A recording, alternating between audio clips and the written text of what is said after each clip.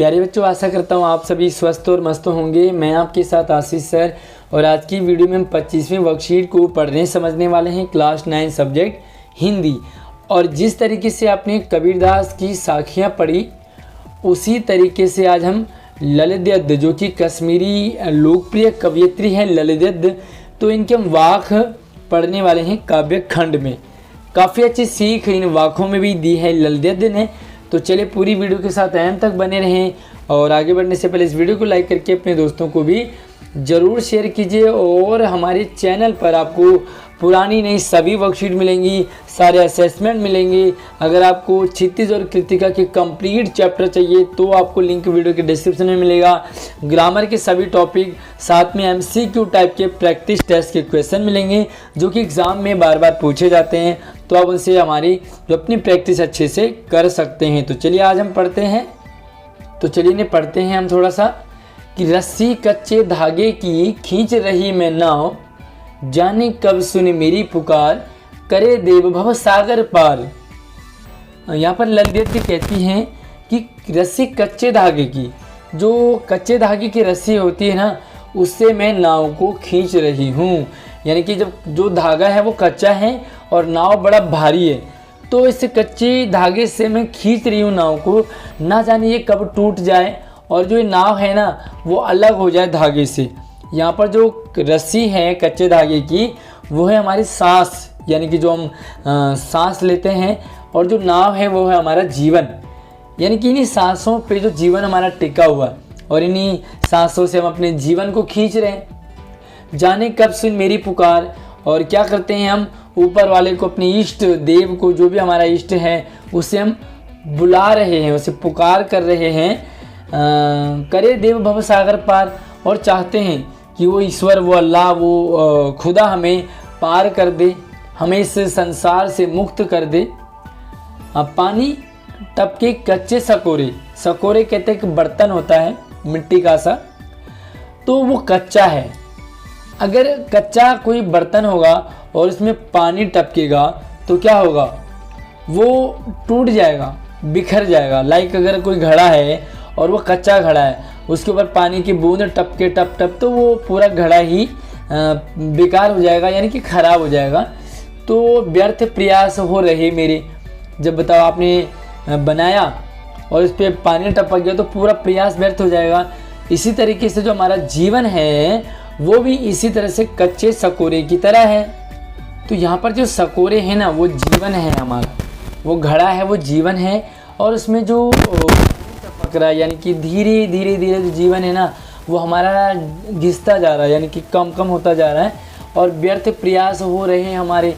जो भी हम प्रयास करते हैं, हम क्या करते हैं, लोगों को ठगते हैं, लोगों से झूठ बोलते हैं, लोगों से छल कपट करते हैं, और इसी तरीके से छल कपट करते, झूठ बोलते बोलते, पाप करते, अन्याय करते हुए हमारा जीवन समाप्त हो जाता है। जी में उठती रह हूँ, हूँ कहते एक तरह से पीड़ा, दर्द।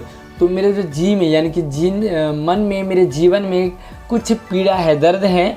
कौन सा दर्द है, घर जाने की चाह है घेरे, और मैं घर जाना चाहती हूँ। कौन सा घर, उस अंतिम वाले घर, यानी कि लेखिका इस जीवन से वो मुक्त होना चाहती है, पार लगना चाहती है, और वो कहती है कि मैं ऊपर वाले, मैं तेरे पास आना चाहती हूँ। इस संसार में मैंने बहुत कुछ देख लिया है, अब मुझे तुम्हारे पास आना है, लेकिन मैं चाहती हूँ कि मैं अच्छे कर्म करते करते तुम्हारे पास आ जाऊँ।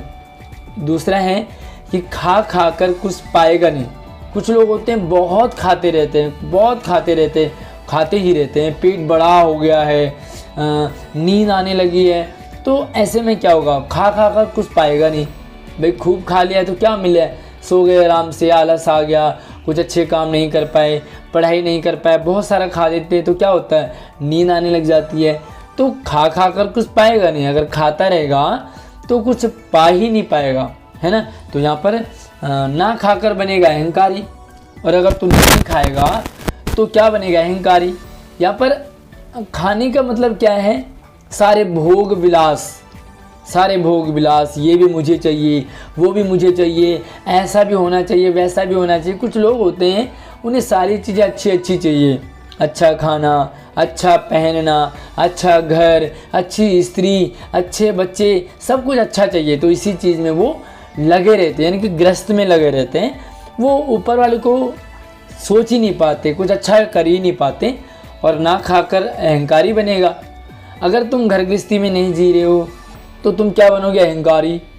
तुम योगी बन जाओगे, सन्यासी बन जाओगे, और तुम्हें घमंड आ जाएगा, है ना, कि भाई मैं संसार से दूर हूँ, मैं मोह माया से दूर हूँ, तो घमंड आ जाएगा।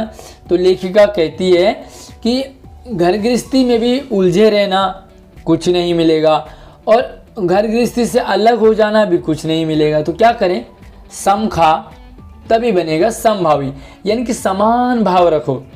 ना ही अपनी घर गृहस्थी में इतना उलझना है और ना ही आपको सन्यासी वैरागी बनना है।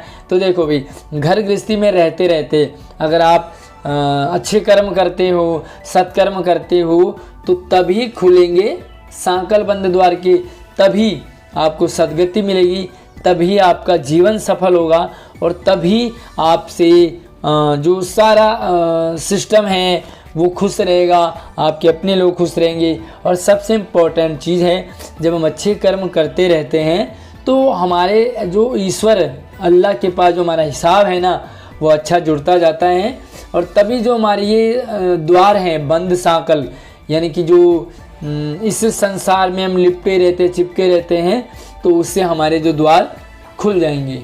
तो चलिए, ये सवाल थे आपके पास। अब यहाँ पर कुछ प्रश्न हैं आपके पास, MCQ, कुछ बड़े सवाल हैं, तो इनके आंसर यहाँ पर देखते हैं किसका कौन सा आंसर रहेगा।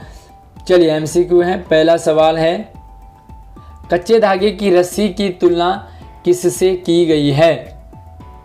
तो ये इसका सही जवाब है सांसों से। जो रस्सी है कच्चे धागे की, वो क्या है? हमारे सांस हैं, ठीक है। और उपयुक्त वाक्य में नाव किसे कहा है? तो नाव कहा है जीवन को, और कच्चे धागे की रस्सी है सांस।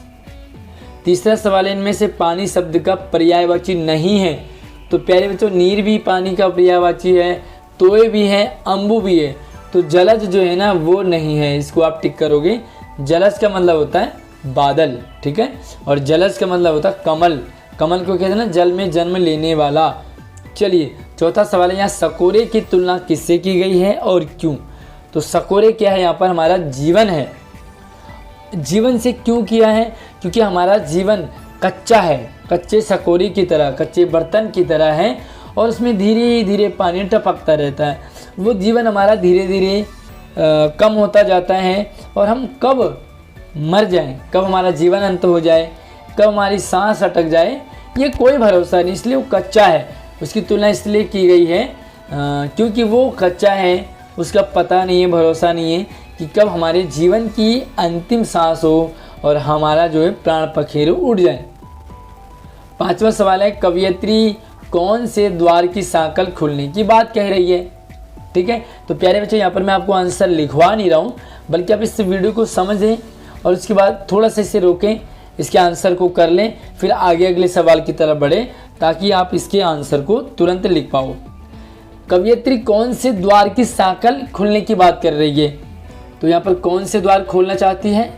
यह है सांसारिक जीवन, यानी कि संसार में हम उलझे रहते हैं। ये हमारा अपना है, ये हमारा पराया है, ये माँ है, पापा है, भाई है, बहन है, इन्हीं चीज़ों में हम उलझे रह जाते हैं। तो यहाँ पर जो बंद द्वार के सांकल हैं, वो एक पारिवारिक हमारा परिवार है, एक ऐसा संबंध है जिसमें हम उलझे ही रहते हैं। तो समझ आ रहा होगा आपको, कवयित्री कौन से द्वार के सांकल खुलने की बात करती है? जो हमारे मन में ही रहता है, जिसके कारण हम ऊपर वाले को नहीं समझ पाते, भगवान को नहीं समझ पाते, अच्छे कर्म नहीं समझ पाते, वो है हमारी मोह माया। मोह माया में हम उलझे रहते हैं। अगला सवाल है, क्या आपने कभी मिट्टी के सकोरे यानी कि बर्तन या कुल्हड़ प्रयोग किए हैं? किए होंगे, सभी ने किए होंगे। मैं मिट्टी, आप लिखोगे जी हाँ, मैंने मिट्टी के बर्तन यूज़ किए हैं, घड़ा यूज़ किया है, या मिट्टी का एक कुल्हड़ भी होता है जिसमें चाय पीते हैं लोग, जिसमें लोग लस्सी पीते हैं। तो कुल्हड़ का प्रयोग आपने ज़रूर किया होगा। तो यहाँ पे लिखोगे हाँ, नहीं तो घड़ा तो आपने यूज़ किया ही होगा। क्या उसको बनते हुए देखा है? देखा नहीं होगा, भले देखा भी होगा, लेकिन आप यहाँ लिखोगे इसे बनाने की विधि का पता लगाएं। तो देखो, सबसे पहले आप मिट्टी लाओगे, ठीक है, ध्यान से सुनो। मिट्टी लाने के बाद आप उसे कूटोगे, कूटने के बाद उसे छलनी में छलोगे ताकि बारीक एक जगह रह जाए। जो छलनी में अच्छा वाला है उसमें आप पानी डाल के उसे भिगाओगे, भिगाने के बाद उसे आकार दोगे और उसे फिर उसमें जो चरखी होती है कुम्हार के पास उस पर लगाओगे और एक घड़े का आकार दे दोगे। तो इस तरह से एक अनुच्छेद आपका हो जाएगा। तो उम्मीद करूँगा आपको ये वीडियो पसंद आई होगी। आपने घड़ा देखा होगा, यूज़ किया होगा, तो मिट्टी का कौन सा बर्तन आपने देखा है मुझे कमेंट करके बताएंगे। वीडियो को लाइक करके शेयर करें और नई वीडियो के लिए हमारे चैनल को सब्सक्राइब कर लीजिए। धन्यवाद।